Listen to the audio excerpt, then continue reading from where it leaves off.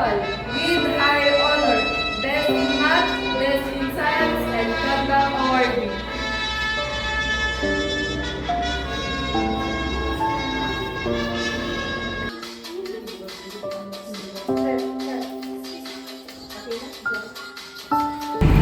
Stacy, halika, harapin mo. Ano ba? Huwag mo kong ginaganyan-ganyan, ha? Bakit? Alam mo, ang baba-baba ng grado mo, tularan mo yung mga ate mo. Ang taas-taas ng grado. Bakit Ano bang all pake mo? dapat. Kitid-kitid ng utak mo. Ano mo hawa? Bakit sabi mo yung enroll mo, engineering? Bakit mo pinipilit ang hindi ko gusto? Gusto ko ang nursing, hindi engineering. Wala akong pakialam sa gusto mo. Gusto ko mag-engineering ka. Di ba yun ang sabi ko sa'yo?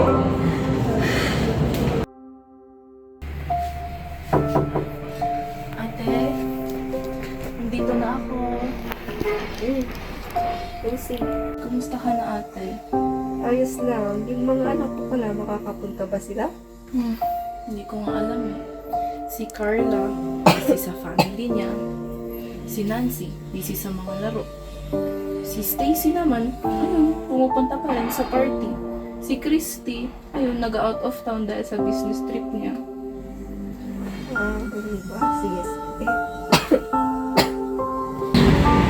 Christy? Christy?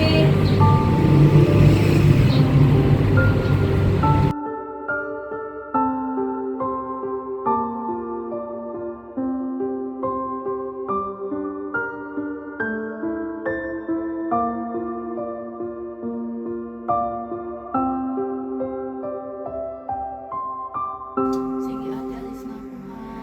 Magpagaling ka ha para bukas pupunta ulit ako, okay? Bye-bye.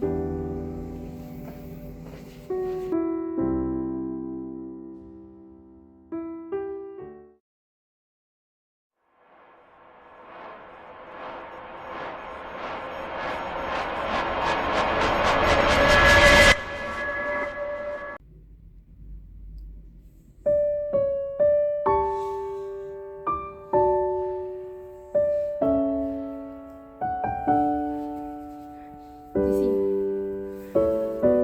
Gising. Anak?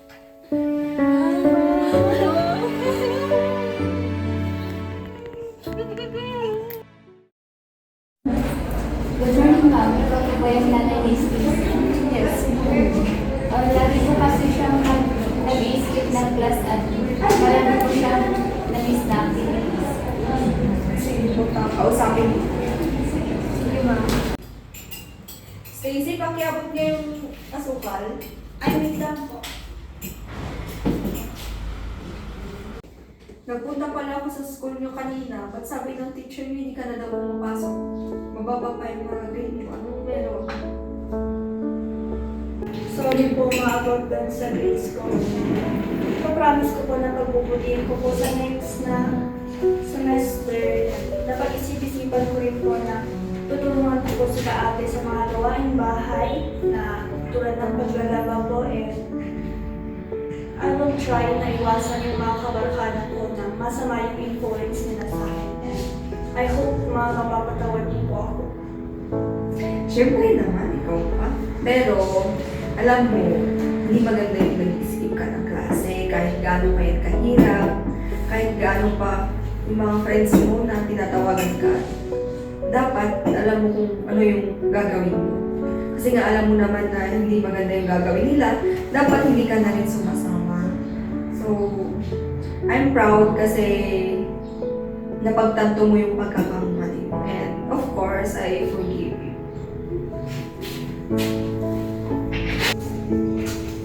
Ma, may napapansin ako kay Ate Carla, hindi ko may problema siya. Ano yun? Hindi ko alam, lagi po siyang balaw. Sige, sige, kausapin ko siya. Sige na, thank you. Yung tita, napatawag na ano po yun? Okay. Meron naman po siyang nasabi na mag-stop. At may mababa siyang grade sa major subject namin. O Carla, halika muna dito. Kamusta ka na, Carla? Anong problema?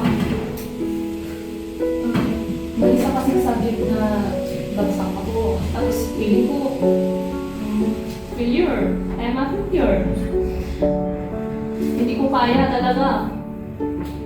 Ay nako, Carla, alam mo, kung ginagawa mo naman yung best mo, alam mo ginagawa mo lahat, okay na. Huwag mo nang ipilit, napapagod ka lang eh. Ayoko na talaga ang engineering na ang hirap-hirap. Hindi ko na kaya. Ikaw bang ayaw mo na? Oo, ang hirap. Oh, sige. Sa susunod na enrollment, kahit mag-enroll mo na lang kung ano yung gusto mo. Talaga ba? Nursing talaga ang gusto ko, ma'am. Yun na ang kukunin ko. Salamat.